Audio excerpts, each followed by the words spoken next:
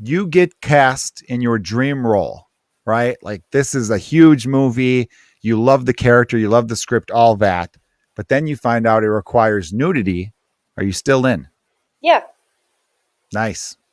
Didn't even hesitate. No. Someone's probably got some decent nipples then.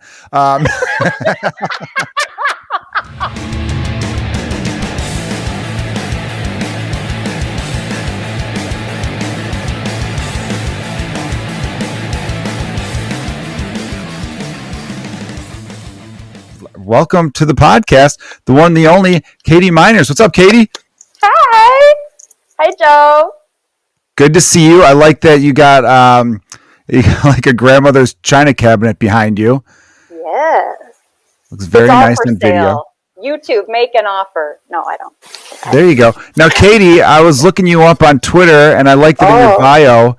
It said from sexy suburban Cook County, which made me laugh. Thank you. But then I noticed you're not really on Twitter. Your tweets are protected. I went over to Instagram. You have an Instagram. You have followers on Instagram, but you have zero posts. Are you in witness protection, or is comedy your like disguise from your previous life? I've got no secrets, Joe. I'm just waiting for something great to say. And I'm sorry, you're just like the opposite of so many comedians who don't wait for anything great to say. They just talk. Like myself included. I just spit bullshit out of my mouth constantly. You are more of a quality over quantity. I am so about quality over quantity. Absolutely. And also, you just hate Twitter? No, I love Twitter, but I'm not a lurker either, because I was accused of being a lurker, just like reading other people's tweets or looking at other people's photos. I'm just not on there all that much, but I have it. I believe in people's potential, including my own. So I have it, but I just haven't exploited it yet. There you go. Who the hell called you a lurker?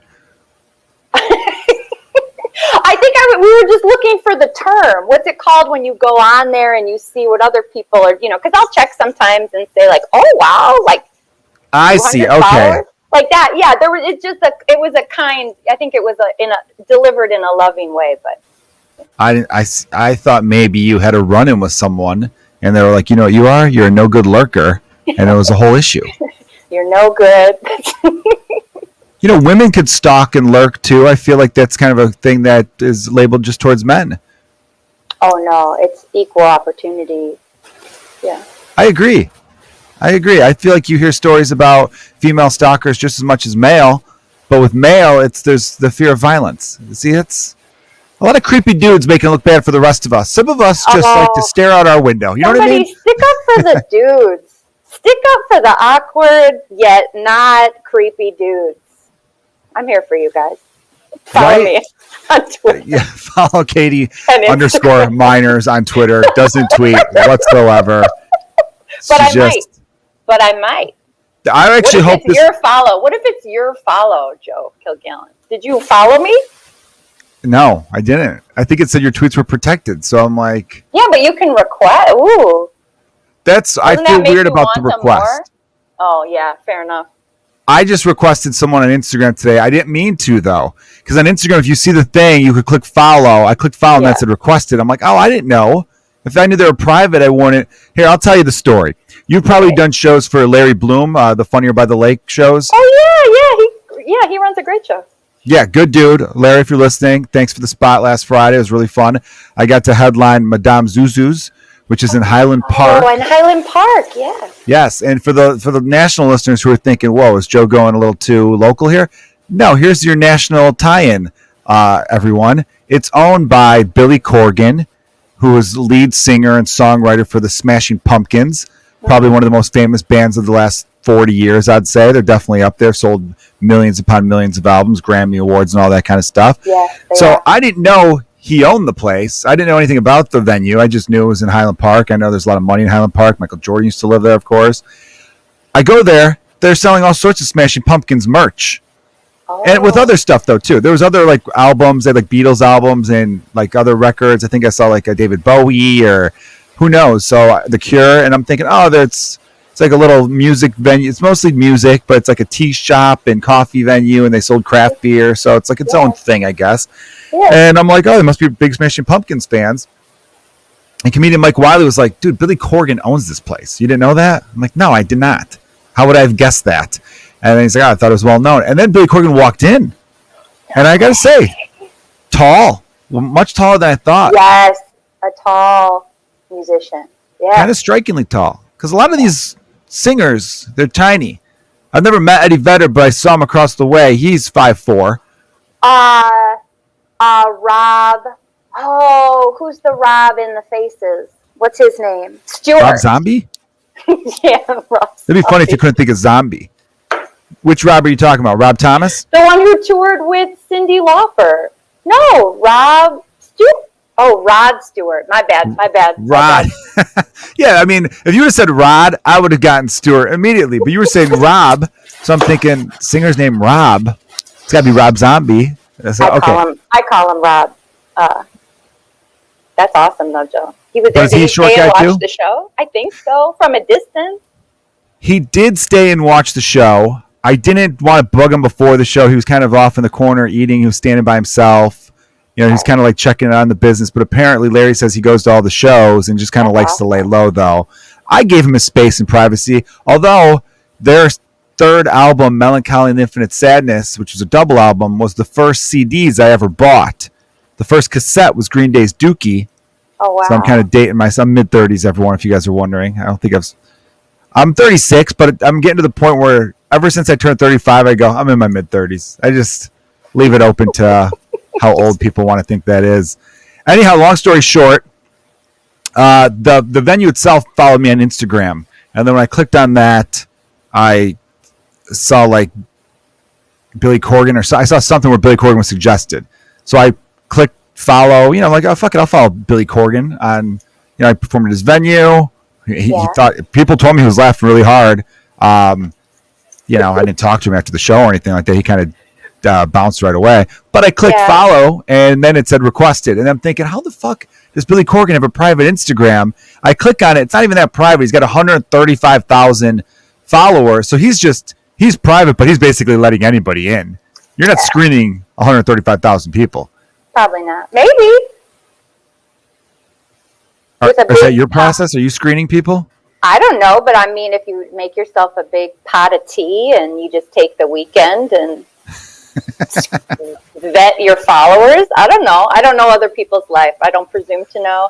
That's awesome, though, Joe. And it's cool. I like your approach about interacting with famous people in their habitat. Of like, I want to be the person who they make eye contact. Like, oh, cool. I'm not gonna like run up to you and fangirl you, or I don't know. I don't know. It's the cooler thing to do, I think. But. I think the approach should be when meeting any celebrity. It depends the situation. Obviously, it's a little different. I'm performing. I was the headliner going last. I was doing 30 minutes of stand up. Joe, did you headline that show?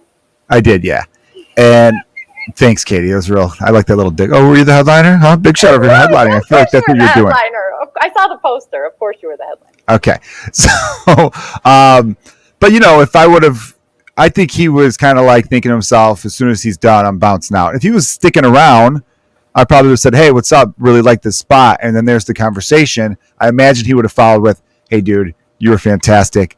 Your latest album, almost as good as Siamese Dream. And I'm like, you're probably better, but whatever, dude. It's different. It's comedy versus music, Billy. Why we arguing, my man? You know what I mean? We could both be great. We got the Chicago thing. We're Cubs fans. Come on, dude. But I imagine it'd go down like that. Your dad? And others, other celebrities I've met. If it's not like with comedy, it's different. They see you perform. There's like a thing where it's like, hey, you enjoy the shit. There's like a thing you can talk about out in the world. If you bump into them and stuff, I give them their space. Unless there's like a real split second where you feel like you could just throw like a little line out there or just be kind of play it cool. Because I think too many people just think, oh my God, they're so famous. I just want to get a picture with them. And it's like, why? So you could tell your friends? Will your friends not believe you? Will they not believe that you met them? I think if you're in their world where they're expecting it, it's okay in a sense. You know what I mean? Like if you meet someone... If you're going to a professional wrestling event and you meet a wrestler in their gear I think there'd be I'm sure they wouldn't mind you being like, hey, real quick, I snap one off. I'm sure they'd be like, hell yeah, go for it. Depending on who, or maybe they're a dick. Sure. Yeah. Have you met any cool celebrities lately? I think everybody's a celebrity. I'm so excited to meet anyone this year. I get so excited. Anyone, any other human. It's like, what do you do? Oh, you're the manager of this Panera? Oh my God. Can we get a photo? Like, I get just so thrilled to meet new people. But I will say, whenever I'm working the improv, especially there, I usually don't. I'm not the one who's like, let's get a picture. Usually they'll offer to take a photo, like, oh, let's get a group with everybody, and then I feel okay about it. I'm usually not the one to be like, give me selfie before I sleep. I'm just not. You play it cool. No, I play it cool. Katie Sometimes too cool, but I try to keep it cool. But I think of that. I think in my head, the Eminem song. I don't know what the title is. It's like, I am whatever you say I am. If I wasn't, then why would I? It's literally called I Am. Yeah. Thanks. I thought you'd be like, the Eminem song where he's like, hi, my name is. Did you ever do this? Did you ever? That one? Yeah, it's called Hi, My Name Is. I thought you were going to, do you know the Eminem song where it's, I can't remember the name of it, but the chorus is shake that ass for me. Shake that ass for me. I can't think of the name though. It's Katie. That song is also called "Shake That Ass for Me." We sing people on their birthday, and we want it to be happy. And right. Yeah, happy birthday. Have you ever? Real quick, you hold that thought. I found out something interesting about the happy birthday song. Happy birthday, the one we all sing to people at birthday parties. That was copyrighted for a super long time, which is why Stevie Wonder wrote the song "Happy Birthday to You." I can't sing, everybody, you can tell, but and I think the Beatles even wrote a birthday song. Today's your birthday. Yeah. So if you ever watch an old sitcom, anybody listening, and say a sitcom from like the 70s, and they walk in with like a birthday cake, they won't be singing. They'll kind of walk in and people are like, or they'll sing "You're a Jolly Good Fellow," or they cut to right when like it's about to blow out the candles, because for a long time that song was under copyright and it cost big money. Yeah, I don't know if people realize this. To play songs on television or movies, it costs a lot of money. You got to pay the songwriter or whoever published the song. Joe, this is. But you were saying about celebrity thing. I'm sorry, we went down that Eminem song. Can I amend this though? And I don't want to. You're the host. This is Kilgallon's Pub, and I'm a guest here. I think Stevie Wonder wrote that song in celebration of Martin Luther King Jr.'s birthday becoming a national holiday, because it's his birthday. That's true too. Okay. Also, okay. You know, I'll tell you who I heard this from. Not personally, but he was on a podcast. He was on a podcast.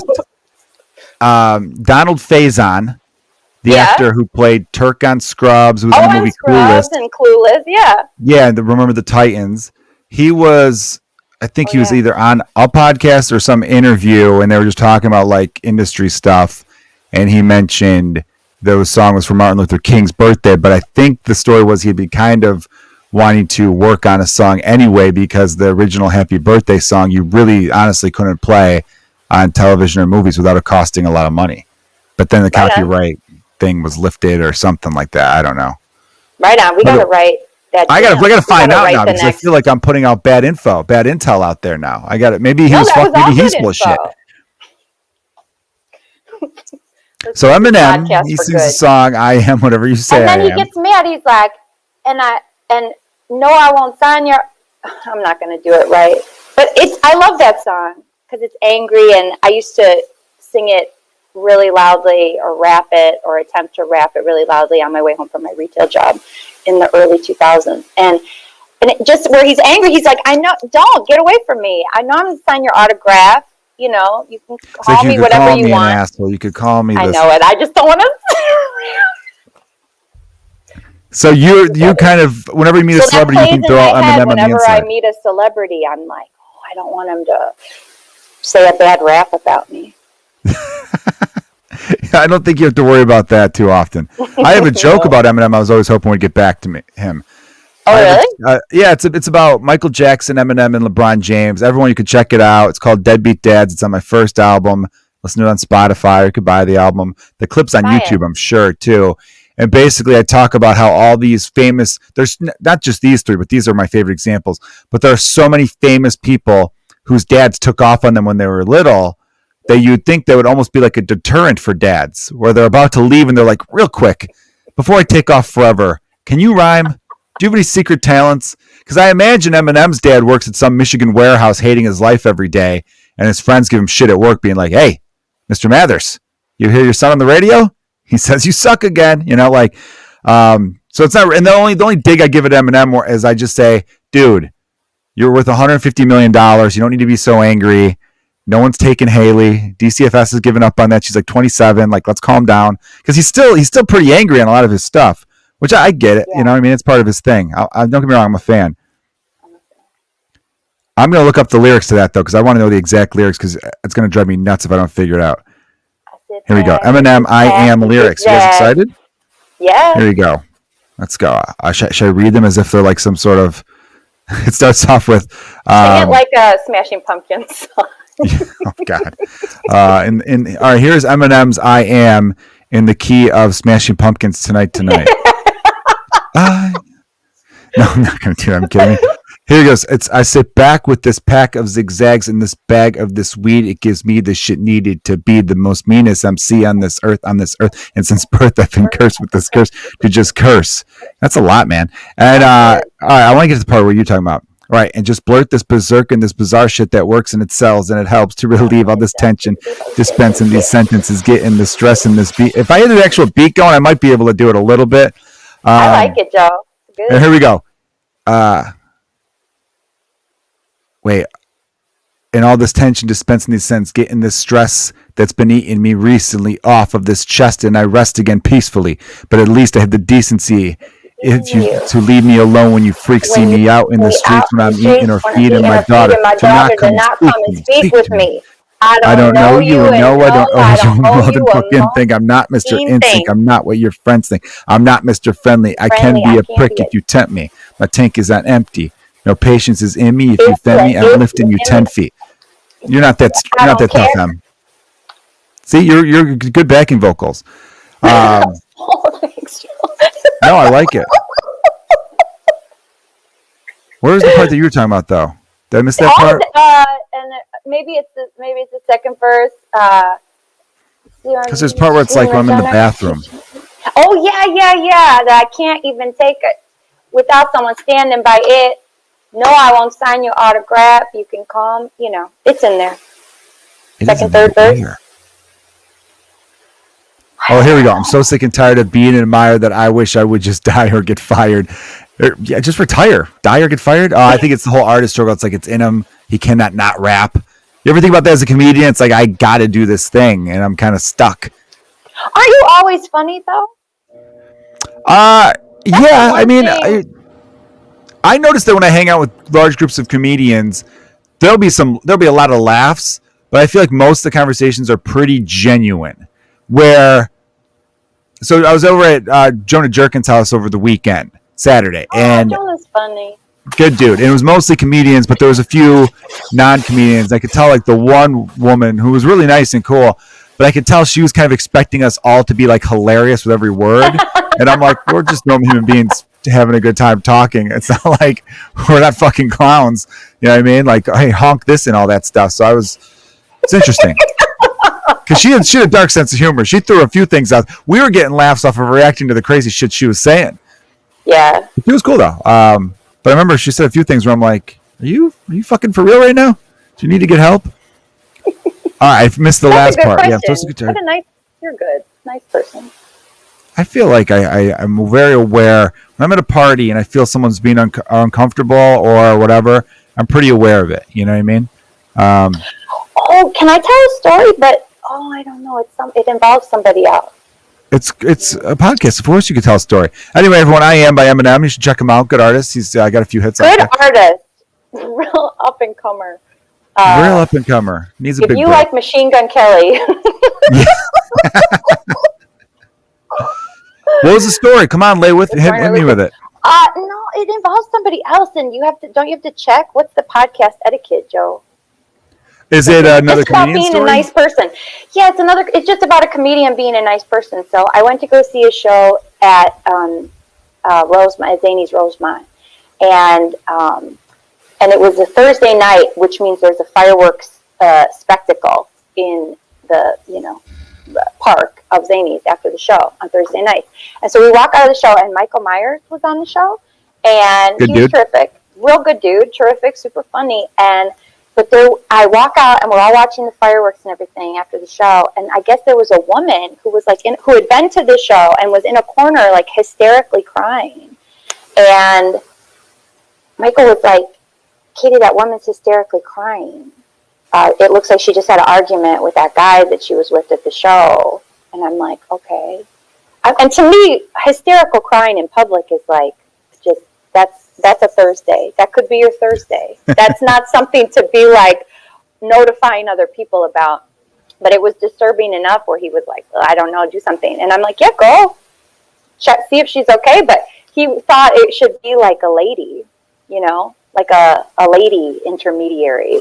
Like he would be too intimidating, or maybe she would not be as receptive to his help, or I don't know. Anyway, but he was concerned and caring enough to be like, "Oh, can you go check on her?" And there's nothing I love more than being roped into some free social service. Like, what? I totally get it from his point of view, though. You see a woman crying, you think, oh, she's going to want another woman to talk to her, to console her, perhaps, right?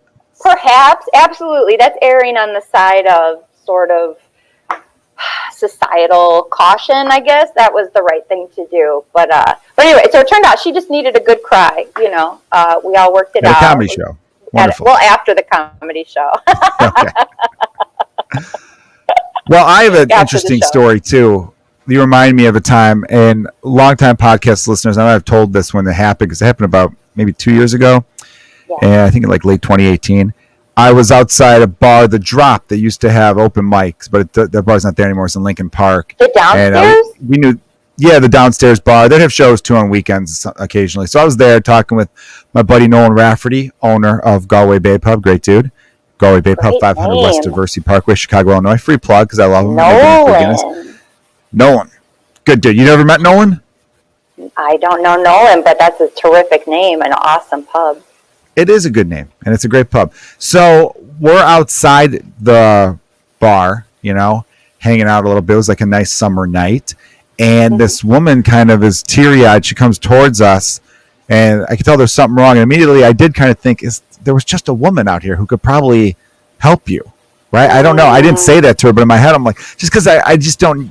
You don't know. You know what I mean? It's a tough issue. So here's where it gets interesting.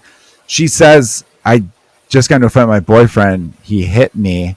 I left my phone behind. I'm not going back there. Can I borrow your phone? And I'm thinking, yeah, sure. Do you need to make a phone call? And she's like, actually, can I log into my Gmail? Is that cool?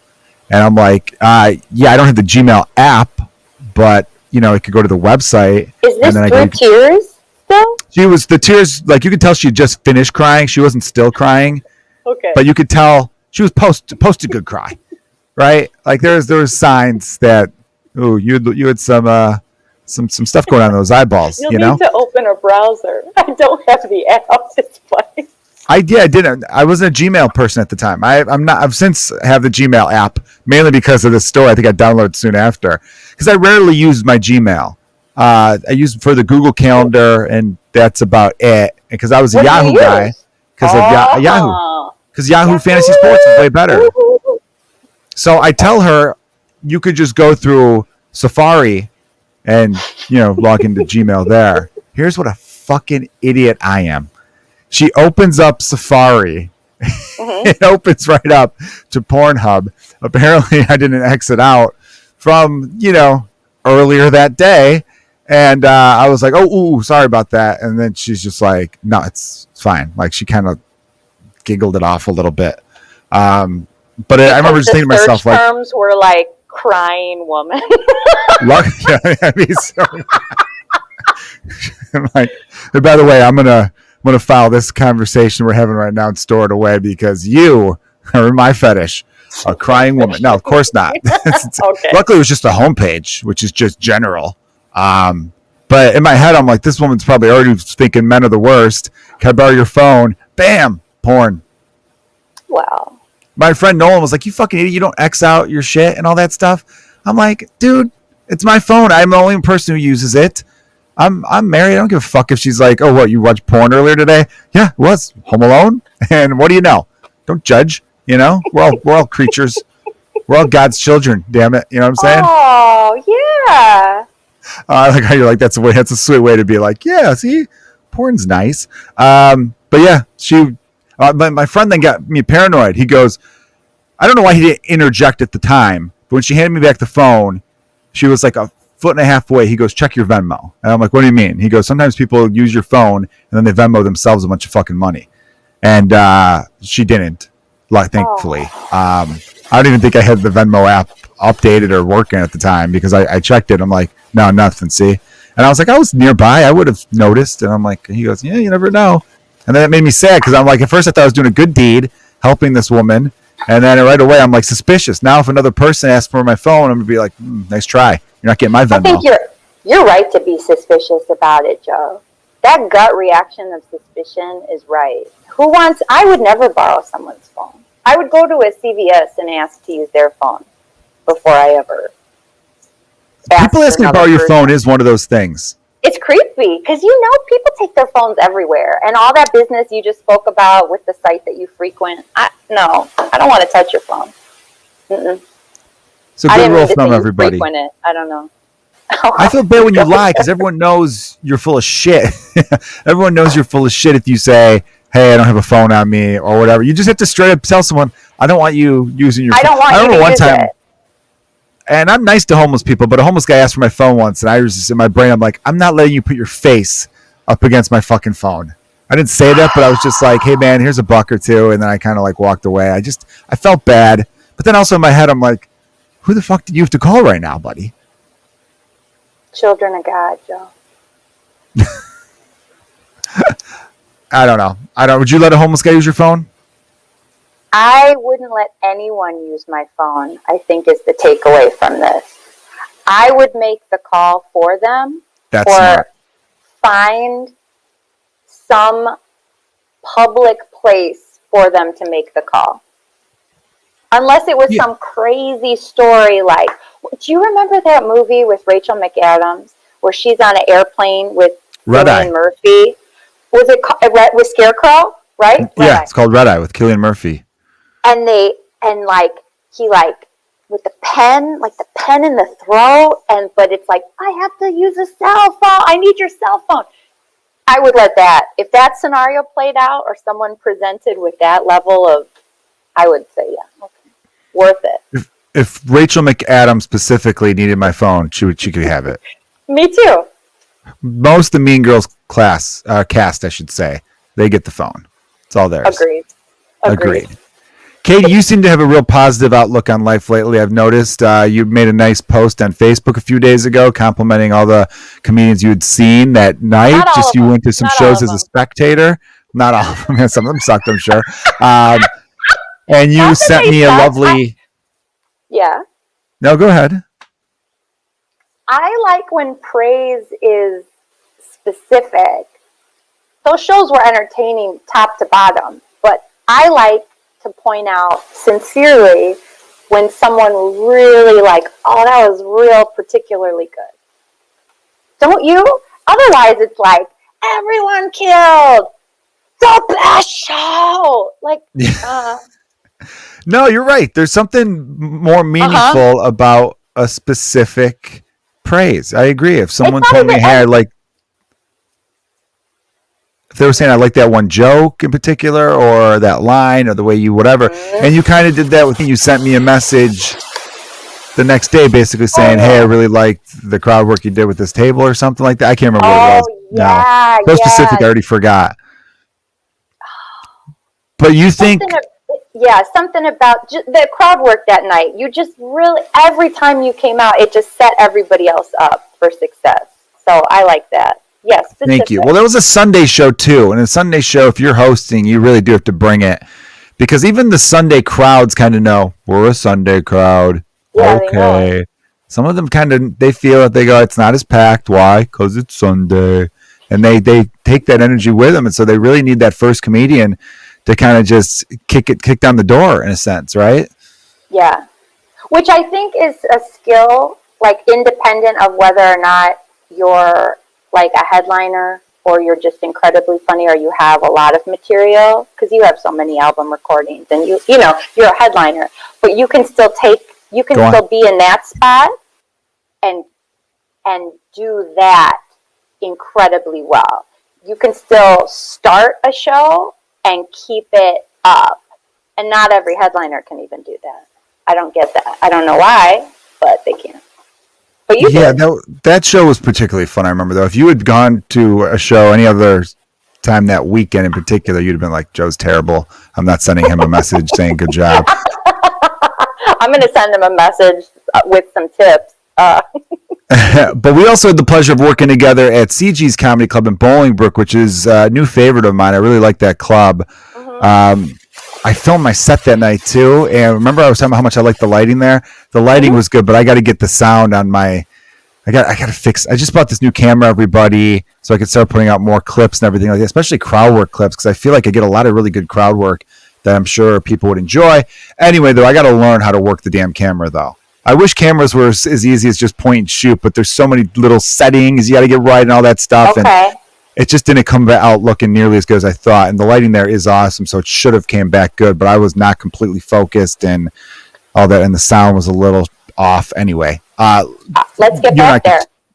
Glenn Martino, if you're watching, book us again. Yeah, book us again, right? We need Katie, you told me, I hope you don't mind me bringing this up. Are you okay with talking about your being a little sick over the last year?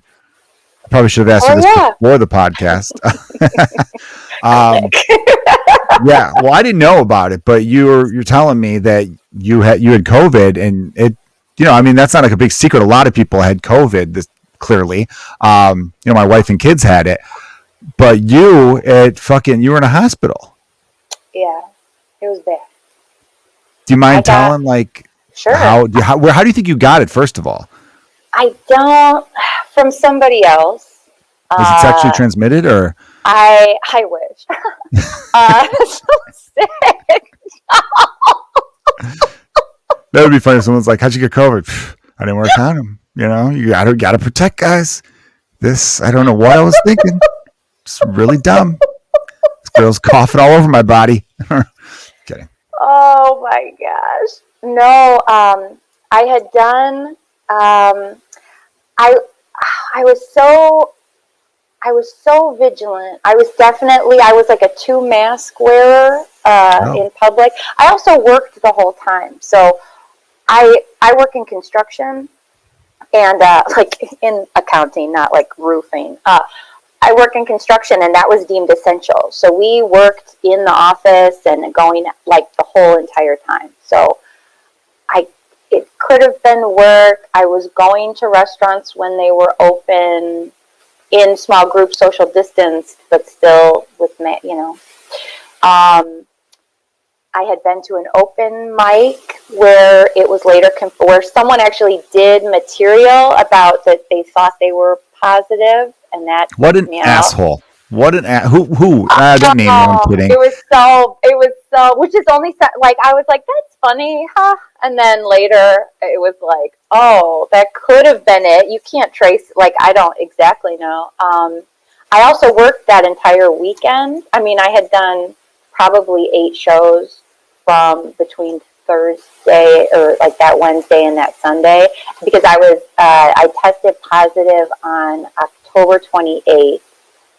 I was so sick the night before, and then I thought, oh, what have I got? And then called an immediate care, and then they tested me that within like an hour, and it was positive, and I was devastated. And it's like, oh my gosh, what am I gonna do? Yeah. So you got the high fever. How'd your fever get to? Yeah. So it was 106 after taking like ibuprofen to lower it. So that was really bad, and it never got 106. I thought that kills you. How high does it go No, before no, you're think dead? it can be 108. I Jesus think it can be Christ. 108. So it was between 104 and 106 with drugs, Yeah, but that and range, you that go to the hospital. well above, yeah. What happened was that so I lived like that for about a full week, and then after like about like 6 or 7 days of that high fever, I could no longer like keep water down because that's all I was drinking is water because I was sweating profusely. I was throwing up constantly. But then every sip of water that I took immediately came back on. So I wasn't able to stay hydrated. So I could feel everything start to shut down. Damn. And then my family was like, forget about it. We're taking you to the hospital. So, and then that's basically what it is. My breathing was okay. I got supplemental oxygen, but I never needed to be vented, thank God. And, never lost my taste, I wasn't eating either, but like that was Yeah. never a symptom. But it was mostly, the insanely high fevers. I lost my hair after one of my teeth Yeah, fell can you tell out. me about that? When I Sure. ran into you, you mentioned wearing a wig. I'm like, Oh yeah. you're wearing a wig? Yeah. And you're like, yeah. And I had no idea. And then you told me you had COVID. And I guess the fever was so bad. And I guess it's a side effect that Right. you could lose your hair. So it's something called Telogen Effluvium. And it's basically like a massive shedding of your hair whenever your body is shocked by something like viral illness or even hormonal changes, like in pregnancy, it can happen. So about 2 months after I had recovered, my hair started falling out in clumps, like full on, just gone clumps. And it's growing back. It's growing back underneath. I'm wearing a wig. Was it like that scene in the movie The Craft? You ever see The Craft with those like teenage No, witches? no, Nev I Campbell's haven't in seen it. it. I love Nev Campbell though. She So was the in a one, ballet the movie one set in Chicago. It was so good. that With it. was that filmed in Chicago. The it girl in that movie was, I think, the actress who's Ben Stiller's wife. She was like a shit talker and mean to the girls because they were all goth and like witchcraft girls, and she's like the hot blonde cheerleader. And so they put a spell on her where she'd lose her hair. And literally, she's like in the shower, and it's just clumps and clumps. And she's like, "What is happening?" And she's just crying as it's all falling out. Maybe that's what happened. Did you piss off It some was goth chicks? unrelated. It was unrelated to COVID. I made Totally fun of unrelated. somebody's crystals. Yeah. We're gonna get you. No, it clumps, and I thought it probably was similar to that because in the showers where I first noticed it, were literally the drain just full, just all my hair was falling out, and I was freaking out. So every day, I collected in little Ziploc baggies with the date on it because I'm really science oriented. And I thought, oh, this is going to be valuable information or whatever. And then I called my doctor after about 5 days when I had pretty much no hair left, and she goes, okay, come in, we'll see you, what's going on. And then I showed her my Ziploc baggies of every single day with all my hair in it. And she just looked at me like, honey, like, get rid of these. Like, I believe you. You didn't need to bring the evidence. Like, what if you had gotten stopped by the police? I mean, just so like Ziploc bags of human, like. Who would have thought you were a serial killer? I for sure thought that.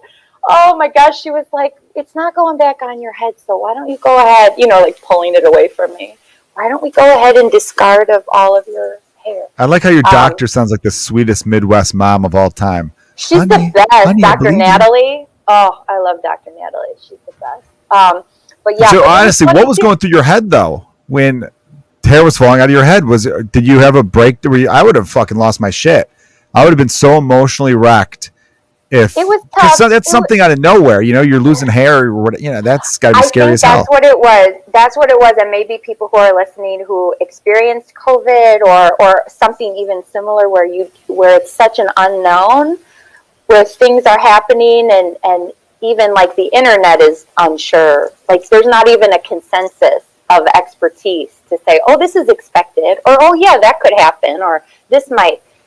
It was just so out of the blue. But I figured, okay, it was the sickest I had ever been. So the fact that things kept happening was not that surprising. The tooth falling out was unexpected. You had a tooth fall out? Yeah, because it affected like the vascular, something to do with like blood flow, and anyway, and all my teeth hurt really bad. I could not brush my teeth at all while I had COVID. Everything was too sensitive and just strange, just bizarre. So I would rinse with golden Listerine, and the original, the golden. That's the only thing I could tolerate in my mouth. That and then water, and oh man. But yeah, one of my teeth fell out like a month, and I freaked out. I'm like literally apropos of nothing, like not even like biting into like a over microwave quesadilla. It just was like, and then but I called my dentist. I have a super hot dentist, also very competent at dentistry, but super hot too. And I'm like, oh my god, Dr. You have a hot dentist? Oh yeah. So maybe it didn't have to fall out. No, it did. It just fell out. It did. You don't see a lot of attractive dentists, I feel like. What? In Bloomingdale you do? Hey. Apparently. Really? Was your dentist like My COVID or cousin's meth? dentist, Because too. these are She's some perfect. meth-like symptoms. Coming down from a meth Like high? a horrible game show. No, and it was saved. You just really Good. if you ever lose a tooth, hey, anyone listening, especially Patreon subscribers to Joe Kilgallon, special tip for you.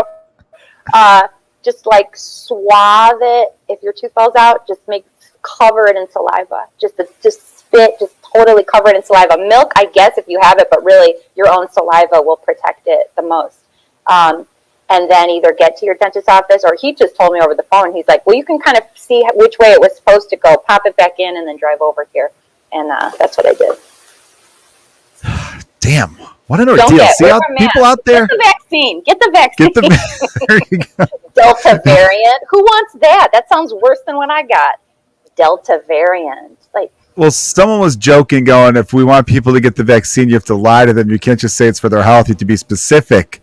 You know, your hair might fall out, your teeth will fall out. Tell guys their dicks will get smaller. Do whatever you can to let people know. I don't know about. I didn't measure my dick after COVID, but definitely my hair and my tooth fell out. Those were real things, and I'm sure I'm dumber because you can't get brain cells back. There's a finite amount, and some are gone. 106 I thought degrees. if you read a lot of books, you could develop more brain cells. I guess that's something that teachers lied to me when I was a kid. Then first, second grade Maybe teachers, you can make them bigger, but the number is done. They go away. You can't make more. Who knows? It's a brave new world. Do people with more brain cells, are they automatically smarter than people with less brain cells? Or is there someone out there who's like, hey, I get more out of the brain cells I have than this guy who's got a lot more brain cells? It might be quality over quantity, Joe, to bring it back to something you said at the beginning. I got to look into that. Just to round it off, just out of my own curiosity, how long, because you were you were checked into the hospital, correct? Yeah. How long were you in there for? 5 days, 4 nights. Wow. I get to stay. Free breakfast. Service pretty good too. Pretty decent. Scrambled eggs. They helped me go to the bathroom, all that kind of stuff. Oh, they're so there for you. That's good. Well, thankfully you didn't have to be put on a ventilator or anything like that, right? I know. Oh my gosh. Agreed. Well, all right. I'm very happy. And your family, yours were good. Your family and yeah, well, my wife got it while already being vaccinated, so you can get it while still being vaccinated. But her symptoms were so weak that it didn't really affect her much. Her back had been bothering her, so she'd gotten a steroid shot for her back, and it coincided with her getting COVID. So when she had abdominal pain, she thought it was steroid shot related. And then she gave it to our 2 sons, and my one son had kind of a high fever, 102, 102.5, which isn't super high. And then it kind of came down, but he had mostly, I guess in kids it manifests with abdominal pain the most. Because then my son, had just turned 2, my younger son, he just wasn't eating much. You know, babies don't really know how to say, I mean, he's 2, so he knows how to tell us stuff, but they're not specific, my stomach hurts. They're more just get that the fuck away from me. I don't want any food. And he had a slight fever, and I didn't get it at all. But she had Pfizer, I had Moderna, so And no one was careful with my wife. She was a COVID nurse. So she was very careful throughout the whole thing. And just same thing. She's like, how the hell did I get it? And all that stuff. I don't know. Pretty bizarre. It's a crazy world. Yeah, I mean, I'm glad things are open and things are better now. There's that Delta variant, but I still believe everyone just wash your hands. I know, like, if you're vaccinated, the CDC says, so look, if we follow the science during a lot of COVID, I know there's some people who are like, fuck that, I'm still doing this, and this, and that's fine. That's up to you. I do get a little weird when people get mad, though, and say, no, they should all still wear masks. I'm like, but the CDC said. And you were listening to the CDC and quoting it all the last 14 months. But now that they're telling us some good news, you're still a little bit like, and that's fine. But don't push that shit on other people. I, for one, I'm gonna continue to wear a mask in the grocery store because we probably should have always been doing that as people, maybe. Think about it this way. There's going to be a time in the future where people are going to look back and go, can you believe back in 2019, people didn't wear a mask on public buses? Ugh, how gross. Just walking around with their face open on a bus. I want to get to the place, where no one's dying from it, but also where we can get samples at the grocery store deli again. When the ladies, is Costco back to sampling? I don't think they are, but they're famous for it. The lunch meat, though, I think Costco's back to sampling, but you can't get like can I get some Crackus ham super shaved? And then they do one, and then they hold it up, and they're like, you want it? They don't do that anymore. That was my favorite part of the grocery store. Katie, where are you from originally? I was born in Park Ridge, Illinois, but then my family moved to around Detroit, Michigan. Gotcha. I only asked because I haven't really picked up on much of an accent throughout this. Yeah. But when you brought up the whole going to the Jewel and the deli and shaving the meat, you kind of did bring out that Midwest accent there a little bit. A little Chicago, and then when you said Detroit, I'm like, yeah, there's just a hint of Michigan in there. I was just curious. Ham and cheese. Can't go to Jewel and get the samples anymore. You can't. I picked up on that a little bit. All right, Katie, I like to end the podcast by doing a segment I call 5 Good Ones, in which I ask what I determined to be 5 pretty good questions. And they're a little all over the place. Some are fun, some are genuine. Let's just get right into it, right? All right, here we go. Question number 1. You get cast in your dream role, right? Like, this is a huge movie. You love the character. You love the script, all that. But then you find out it requires nudity. Are you still in? Yeah. Nice. Didn't even hesitate. No. Someone's probably got some decent nipples then. Some.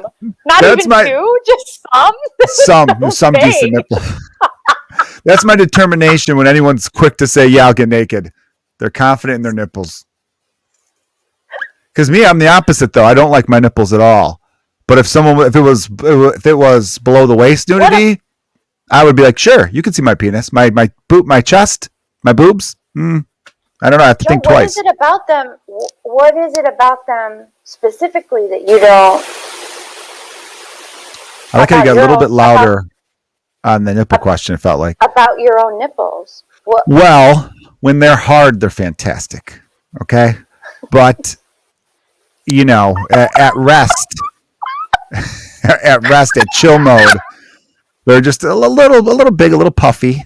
Not like big. They're not like huge, but they're not. I'd like them to be a tiny bit smaller, but they're just a little. The funny thing is, as I'm saying this, I am now remembering the one TV role I've ever done in my life. Yeah. My nipples are exposed. What am I saying? I was on an episode of Chicago Med. I had a couple lines before my character blacked out, and they did surgery. They did heart surgery on my character. I was Tim Vance. I got stabbed in a game of pool. Dr. Choi? I feel like that's racist because he's Asian. Is it definitely? I think it's Choi. The actor's name was Brian T. He was a really nice dude. And the actress, the nurse she was a doctor too, Nia, or her name is. They're both lovely. Everyone on set was really cool. And I had to take my shirt off to cut me open. So I say that I want to be shirtless, but I was. I'm sorry, what'd you say? That's so cool. That's what an awesome thing to have been on. Very cool. Wasn't even a dream role, but you'd go full frontal or just topless. Whatever. If it's a dream role, then it's a dream role, I must have decided. I must have determined that it was, significant. Or what is it called? Is it meaningful to the script? Does it elevate? Does it? Sure. There you go. So you're not just doing it to be prostitute number 2 on the Game of Thrones reboot. If at that point in my life that was my dream role, I would still do it. See, I like the honesty.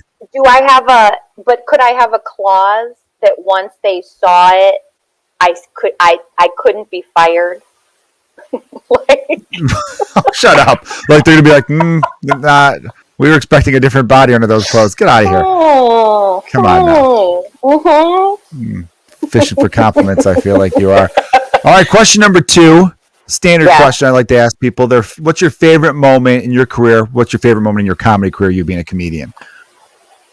Oh. So far, right? So far. Yeah, I mean, do you have a future moment coming up that's your favorite? That doesn't add up. I do. I project. I dream about it. Of course. There you go. Do you have a vision board? Of course I do. Do you?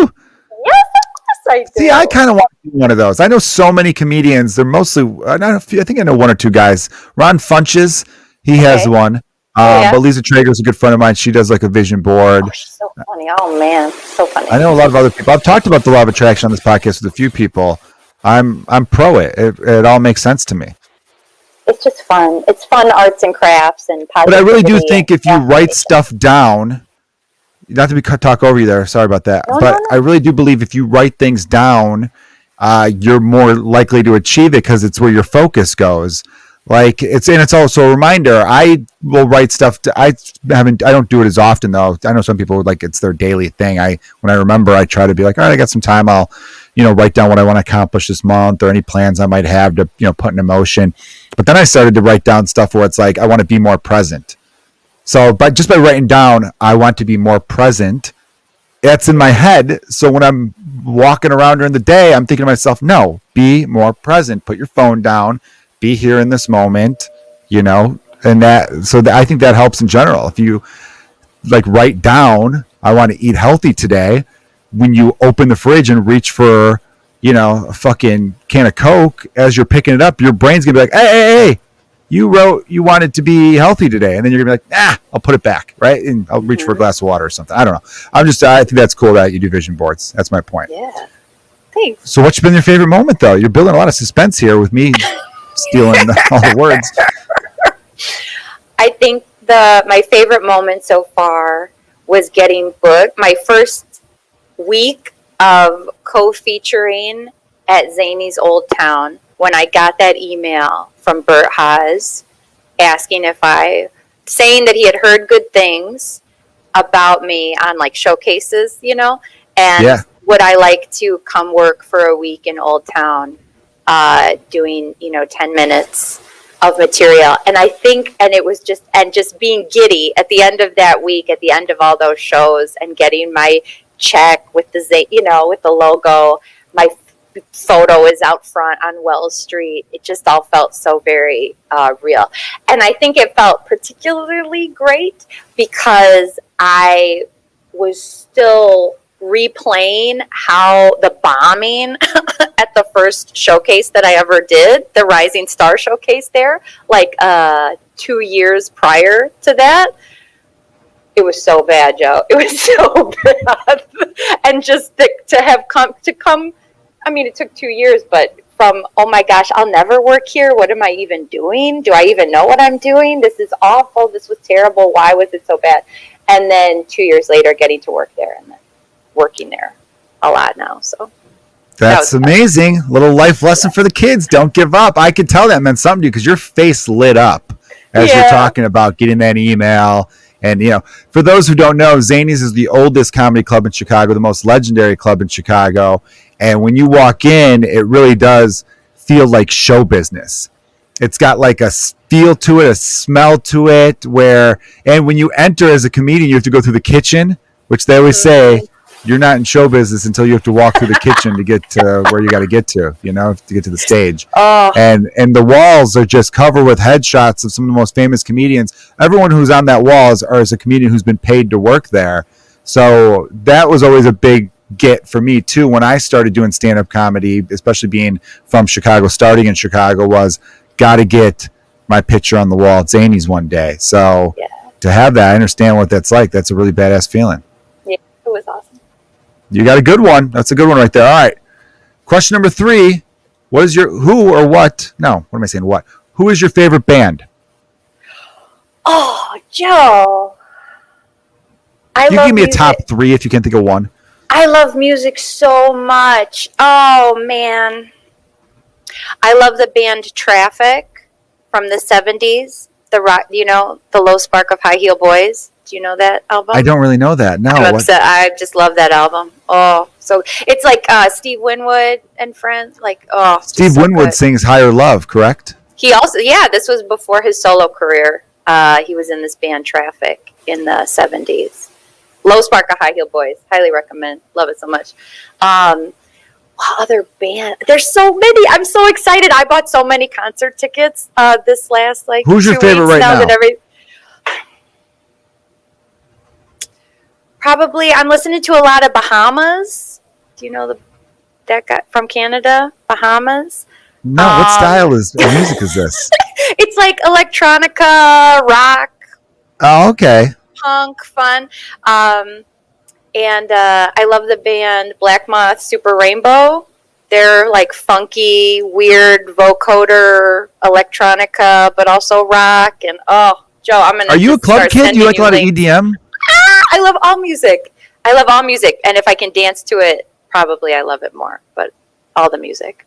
I'm realizing, Katie, I've never partied with you. I want to go out with a group of comedians, and I want to see Katie a couple hours after a show. Are you a drinker or not really? It depends if I like who I'm with, if I trust who I'm with, and if I know how I'm going to get home. And it's not an Uber. Ubers creep me out. I don't trust the Ubers. But if someone I know, if I can walk to where I'm going or get home, then yeah. Those are the conditions that got to be. All right. No, those are smart. You're a very safe person. Why don't you have a house party? Bus. Okay. You have a party at your house. There's nothing safer than that. You put away Grandma's china behind you there so it doesn't get shattered or anything like that. Because after a certain amount of Jameson shots, I will be throwing those plates, those little dinner plates like saucers. That's what they're for. Right? Cool. All right. So no, you're gonna have a party at some time. I'm gonna after the podcast is over with, we're setting a date. I'm thinking mid-August. Okay. We're going out to the miner's house. Okay. All right. If you could have a last meal, not if you could, but what you say you're in death row. What's your last meal? Oh, Joe, there is a museum in Florence, Arizona, and that's one of the displays. That's one of the exhibits, is a list of all of the last meals of all of the death row inmates from this giant it's so strange and haunting. If I had a last meal, well, obviously I'd want to postpone death as much as possible. So what takes the longest to eat? Like crab legs, I guess. That's a good one. I want to live. Any kind of shellfish. You know what's hilarious about that? There was a TV show called Saving Hope on Fox that only ran for 3 seasons. It's a funny show. It's the plot of it basically is this woman is on death row and she's trying to stave off execution. So she escapes and immediately gets impregnated by this random dude who's an 18-year-old kind of dopey, awkward guy. And so she's pregnant. They're not going to execute a pregnant woman. But then after she gives birth, she's trying to think of more ways to, again, not be executed. So for her last meal, she requested the Shamrock Shake and the McRib. And in the episode, it was funny because the one warden or whatever was like, damn, those are seldom on the menu at the same time. Seasonal. So they had to wait for the McDonald's to have them both on the menu at the same time.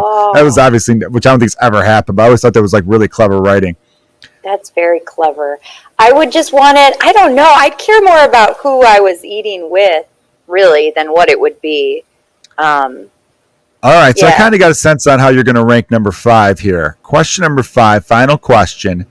This is the first time I'm doing this one, but I think I want to make it kind of a staple. Rank in order 1 through 4 of these 4 categories. What's best to worst? 1 being the best, 4 being the worst. Food, sleep, sex, or taking a really good dump. Rank Oh, there's 1 through 4. 1 through 4? Because those are all pretty great things. Well, you need to do them all to really Yeah, you do. That's why it's tough. Person. Right. That's why it's a tough one. There's If I threw a random stupid one in there, that's not fun. I'm sorry, Joe, I didn't mean to. You clearly are doing the work. I didn't roll out of bed and just fucking throw these questions out there. No, you looked me up on hours. Twitter. There's lots of research that has gone into this. Respect. Can you say them again? Okay. In any order you want. Food. By the way, I'm noticing that when you turn your head, you sound so much better in your microphone lapel. I think the audio is going to be fine overall, listeners. But if you're listening and you notice there's certain times when Katie sounds really, really good. I've noticed it's because you're turning your head right into the little mic on your headphones there. Anyhow, only took me to the end of the podcast to realize that. You're good. Don't worry about it. And if the audio is bad, then I'll end your career. I'm kidding, Katie. So rank in order: food, sleep, sex, taking a really good dump. Food, sleep, sex. Sleep. And again, there's no right or wrong to any of this because these change all the time depending on mood. Right? I'll make you feel better. Today. Oh, you're going to tell me yours first? I was going to say, just for an example, like today, sleep is definitely number 1 on my list. Right? Because, as much as I like sex, I need 8 hours of sleep. I don't want 8 hours of sex. 8 hours of sex is way too much. You'd be exhausted. You'd need sleep for 20 hours after 8 hours of sex. So sleep would be my number 1 in the way I'm feeling now because I'm tired. But ask me 2 days from now, if I'm all horned up a little bit, I might be like, sex is great. I'm going to go, I need that, So that helps you with your rankings. There you go. I'm still laughing about when you and Kristen Toomey talked about, would you ever go on stage like slightly hard, whatever the equivalent of that is for a clip. Would I go on with a full on? That was and hysterical. Would she go on what? Or half. Yeah. Would it have to be half? Well, I would definitely go on half because you look great. Yeah. As a dude, because then the people in the crowd are like, is he like that all the time, or is he a little bit? Maybe that's just him. That's his walking around dick, right? That's what they're thinking, or they're thinking maybe he's slightly aroused. That was very funny. If you haven't listened to that episode, listen to that. I want all of those things right now. Come on, Katie. Are you like nervous that people are going to like judge you for your order? Because I know you want to say taking a really good dump is your number 1. We know that about you, Katie. Because it's not thrilling. I mean, I've never been thrilled to. See, I'm thinking of one where you're like, oh, I need to get this out of me. And then once it's out, you're like, oh, yeah. That was... You know what the funny thing is? All of the 3... sex before. God, get it out of me already.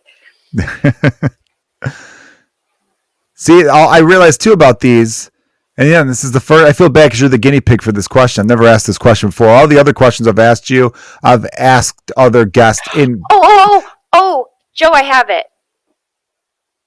All right. I have it. So it's like a third date. It would be like food. It would be food. What'd you call it? Taking a dump. Food, dump, sex, sleep. There you go. So sleep number 4 on your list of 1 through 4. Okay. On this Tuesday, the 29th day of June. There you go. So it's been said, so it's been written. It's now law. It is now law. Omega. Katie, it's so Hunger much fun to Games. have you on the podcast. I'd love to have you on again. You know what I want to talk next time I have you on, because I didn't get I did a little homework because it was fun to getting to know you too. I've always had fun talking to you at shows and stuff like that, but I feel like I got to know you a little bit better now. And I'm speaking on behalf of my listeners. We're all so happy that you are doing better since COVID and all that kind of Me stuff. too. Thank Uh, you, Joe. Yes, that's great news. But next time you're on, I want to get the story about, because your dad sounds amazing. Your dad surprised you guys with a trip to Paris just on a whim.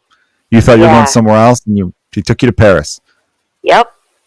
It's a great dad. Maybe I'll have you stick around for I'll have you on another time. Maybe I could hit you up during the week and get you on for Patreon, and you could tell that story. Oh yeah, That sounds that amazing. too. Heck yeah, he's crazy. That was a particularly fun one, but he crazy. Yeah. All right, Katie. Well, where can people follow you since you're so secret with your social media? Is there any one spot where you're like, hey, if you're a fan and you want to see where I'm going to perform next, here's where I give my tour dates and all that? I would love, you can find me on Facebook. I'm Katie Miners. You can follow me on Instagram. Other people tag me all the time and put photos of me up, which is awesome. Please keep doing that. I might, use Twitter again eventually. They can see me Thursday night at the Ashbury if they want to, and Friday night at the Lincoln Lodge if they want to. Yeah. Both Ashbury's in Willowbrook and Lincoln Lodge is in Chicago. In Bucktown, which is I love the Lincoln Lodge. I'm a big fan of it. So if you guys are in the Chicago area, check out Katie at the Lincoln Lodge, or Ashbury's a nice spot too out there in the burbs. Katie, thanks so much for doing the podcast. Everyone, thanks for listening. This has been the Joe Kilgallon podcast. Cheers.